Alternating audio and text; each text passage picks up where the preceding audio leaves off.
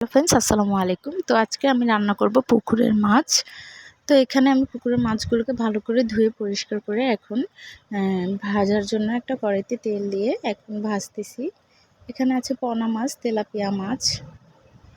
তো ফ্রেন্ডস, ভাজা কমপ্লিট হওয়ার পর আমি একটা কড়াইতে দিয়ে দিলাম পেঁয়াজ, রসুন, আদা বেটে। তো এগুলো ভালো করে কষানোর পর এখন আমি দিয়ে দেবো পরিমাণ মতো হলুদ, মরিচ, স্বাদ মতো লবণ দিয়ে এখন ভালো করে ভেজে নিচ্ছি। ভাজার পর আমি অল্প কিছু আলু দিয়ে দিয়েছি। তো আলুটা ভালো করে কষানোর পর এখন আমি মাছগুলো দিয়ে একটু নাড়াচাড়া দিয়ে পরিমাণ মতো ঝোল দিয়ে দেব।